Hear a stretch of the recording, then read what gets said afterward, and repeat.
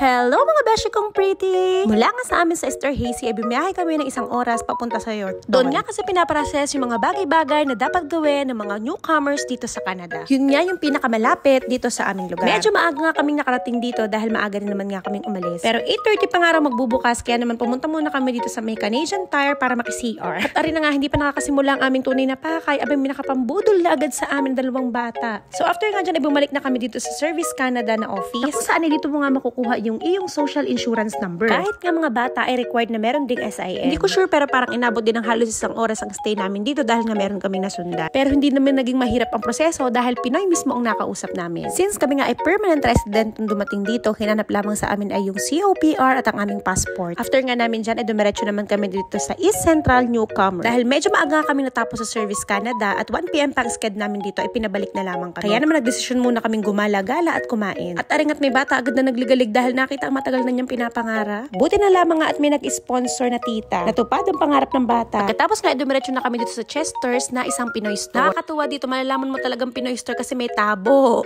Tapos sa mga staff ay Tagalog talagang magsalita. Tapos karamihan pa sa mga kumakain ay mga Pilipino din. At beshi ko, magugulat ka sa servings nila, talaga naman napakarami. Nagulat ako at ang in-order ko pala 3 pirasong manok na agad ang kasama. Tapos ang kanin parang 2 takal na agad ang katumbas. Pagkasarap naman nga talaga ng chicken nila. Umorder na rin nga kami ng spaghetti. Half lamang are pero pagkarami na. Dahil pagkarami nga ng servings abay din ang spaghetti nga rin napa-take out na lamang. Tuong nag-enjoy ang 2 bata sa pagkain ng chicken, pati na rin ng chicken nuggets. In-order naman namin ng Daddy Tambay ay aring lechong kawali na pagkakarami rin. Kaya naman ang kalahati ay di ayun take out pa rin. Yan nga pala ay katabi lamang mismo ng newcomers kaya are pagkatapos ay bumalik na kami din at nag-fill out na ng napakaraming forms. Dito naman ay tutulungan ka nilang mag-ayos ng mga child benefits at saka ng health card. Kung ikaw nga ay naghahanap rin ng trabaho ay tutulungan ka rin nila dito. Nakakatuwa nga at bawat pupuntahan namin ay may mga Pinoy kaya hindi kami nahihirapang makipag-communicate nga. Tsaka alam mo yung kahit paanong nationality ng mga nakakaharap namin talaga namang lahat ay napakababait, lahat ay napaka-palabati. Ay di ari na nga, napapunta kami din sa Okaya na napakadaming tinda, meron din mga toys. Sabi ko nga sa Daddy Tamben, sa susunod kami wag na isasama paggala at hindi makakaipon anak eh. Char. Pero ari naman sa simula lang. At syempre mga bata bagay excited pa. Dito nga pala sa Canada ay halos lahat ay may self-checkout. Bago halos lahat ay may credit card. Eh di yan, mapapaswipe ka. Tapos iyak ka na lamang pagbayaran na. Charing. Balik kahapon nga lamang namin yan inisikaso at ngayong araw nga mga beshi kong pretty, ganyan kabilis. Andito na kami sa school para sa school tour at pag-meet sa teacher ni Artel. Pagkababait naman nga talaga ng tao din eh. Nga lang si Artel ay talagang nahihiya pa kaya hindi man lang mapaimi. Yung naman puro English ang kausap, digo. Ay di ako nga may pagdadala pa ng mga school card tsaka form 137, ba hindi man lang hiningi. Tinanong lamang ako anong year pinanganak nung sinabing 2017. Okay, grade 2. So yun na lamang naman nga mga beshi kong pretty ang mga unang dapat nyong gawin pagdating dito sa Canada. Kumuha ng SIN or yung social insurance number, ayusin ang inyong health card, pati na rin ang iba't ibang mga benefits na pwede nyong makuha. O siya, hanggang dyan na lamang muna mga beshi kong pretty at ako magtutupi pa ng aking nilabhan. Bye-bye!